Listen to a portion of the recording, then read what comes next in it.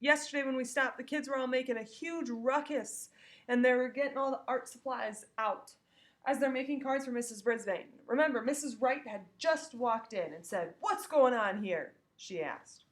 "We're making cards for Mrs. Brisbane," the substitute answered. "What you're making is an uproar," she said. "I could hear you way down the hall. And according to the school policy, you should not be able to hear what's going on in a classroom from the hallway." Mrs. Wright walked into the classroom, and I saw that she wasn't alone. Hurry Up Harry was with her. "I don't suppose you noticed that one of your students was missing," she said. Harry hung his head and looked extremely unhappy. "I guess I'm still getting used to all the students," Mystery said. "Come on in, Harry. Make a card for Mrs. Brisbane." Mrs. Wright fingered the whistle hanging down from her neck. I braced myself, just in case she blew it again. "Mr. Edenopoulos, at Longfellow School, we don't permit our students to roam the halls whenever they want," Mrs. Wright said. "I found Harry staring into the window of room 14. She sounded shocked. "They're building an amazing tower," Harry explained. "What's amazing is that you weren't in your classroom like all the other students at school," Mrs. Wright said. "I will have to report Harry to the principal." "I'll handle this," Mystery said. Mrs. Wright looked surprised. "Really? You'll put in a report?" Mystery nodded. "That's right, Mrs. Wright." I was surprised and relieved when Mrs. Wright and her whistle left the room. But I was sorry that Hurry Up Harry was going to get in trouble. He'd gotten in trouble a lot at the beginning of the year for being late, but he'd gotten so much better until Mystery arrived. "Do I have to go to the office?" Harry asked. "No, Harry. But this class is just as much fun as room 14, Mystery said. "Come on, let's make cards. Make them funny and bright with lots of pizzazz." Pizzazz? What on earth was pizzazz? I'd never heard of the word before. I'd never seen it on a vocabulary list either. Was it like glitter and beads and glue? Or was it like pizza?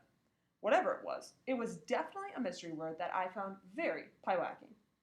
My friends spent the rest of the morning on the cards working furiously. Feathers flew, snizzers snipped, and there was glitter everywhere. Joey still seemed to be struggling as he stared at his card. Maybe Joey needed help, but Mystery didn't seem to notice. I think Mrs. Brisbane would have noticed. When the bell for lunch rang, my friends raced out of the door while Mystery restacked the art supplies. "Everything okay?" Miss Mack asked as she poked her head in the door. "Fabulous," Mystery said. "Better than I ever expected. Wait, I'll walk to the lunchroom with you."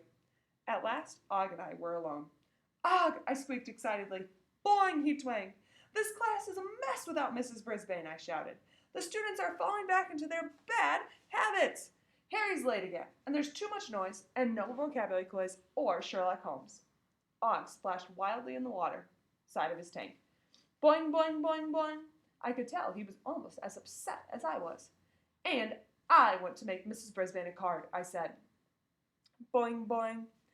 "And I want to find out where she is," I added. Boing, boing, boing.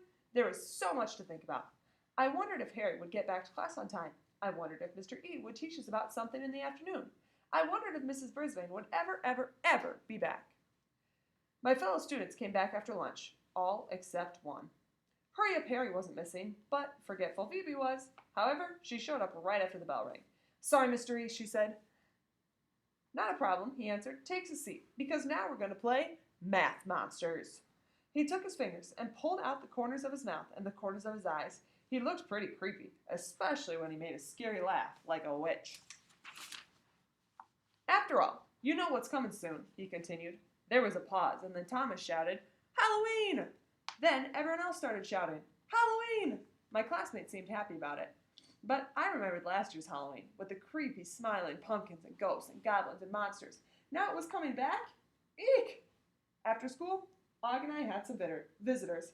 "Hello," Mr. E greeted them. "What can I do for you?" "We were in this class last year," a soft voice said. "It was Speak Up, Say Up. She was one of my best friends in room 26 last year. We came to see Humphrey and Og." "Be my guest," Mr. E said. And soon, Og and I were surrounded by familiar, friendly faces. "Hi, Humphrey Dumpty. Boy, bad news about Mrs. Brisbane." That was good old AJ's loud voice. "Yes, yes, yes," I agreed. "Poor Humphrey, poor Og.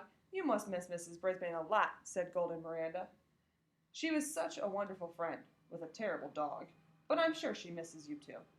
"Hi, Humphrey. Winky says hi," said Mandy. whose hamster Winky was a friend of mine.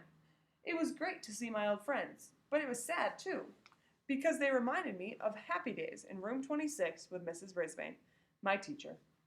Or was she? Humphrey's Detectionary. It's a mystery to me why humans enjoy a frightening holiday like Halloween.